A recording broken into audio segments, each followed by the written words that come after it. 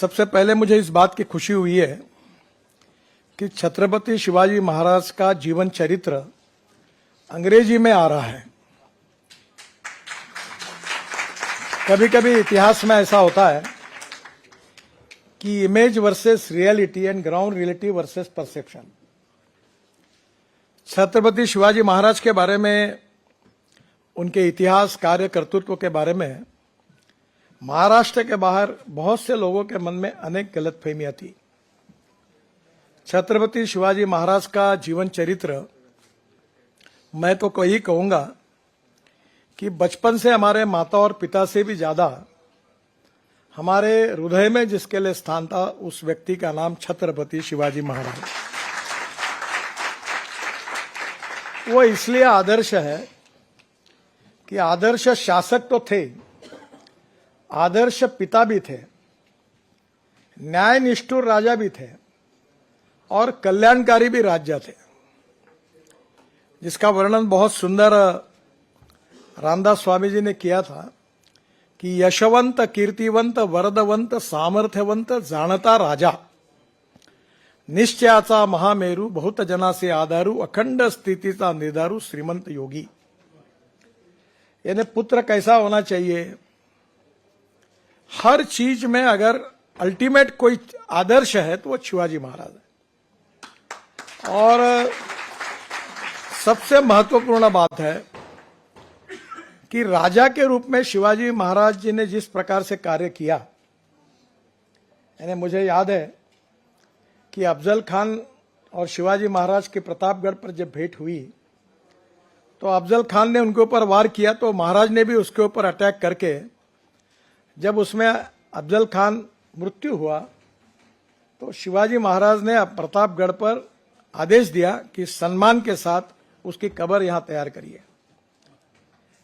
मुझे इस बात की बहुत खुशी है कि आजकल सेकुलर ये बहुत प्रचलित शब्द है। सेकुलर शब्द का इंग्लिश डिक्शनरी में मीनिंग धर्मनिरपेक्षता नहीं है।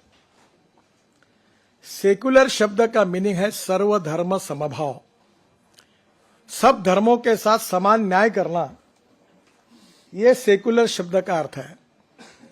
और छत्रपति शिवाजी महाराज हमारे देश के इतिहास के ऐसे लोक कल्याणकारी राजा थे कि वो 100% सेकुलर थे। आपको विशेष रूप से उनके पूरे इतिहास में अनेक लड़ाइयां उन्होंने जीती, पर कभी कोई मस्जिद पर उन्होंने अटैक नहीं किया। लड़ाई जीतने के बाद महिलाएं शरण आई तो यह प्रसिद्ध है कि कल्याण के सूबेदार की बहू जो थी, उसको महाराज के पास जब लेकर गए तो उन्होंने यही कहा कि मेरी मां भी इतनी सुंदर रहती तो मैं भी इतना सुंदर रहता था, और उसको उन्होंने सम्मान के साथ अपने घर में भेजने का कार्य किया। यानी महिलाओं के प्रति आदर, जनता के प्रति संवेदनशील राजा, प्रशासन में कठोर, और वक्त आया तो अपने बेटे को भी सजा करने के लिए उन्हें आगे पीछे नहीं देखा। आज के जमाने के लिए इसलिए आवश्यक है कि राजनीति में हर व्यक्ति अपने बेटियों को और बेटियों को, पत्नियों को टिकट मांगता है। वैसे शिवाजी महाराज ने कोई निर्णय करने के बाद कभी इस बात की चिंता नहीं की।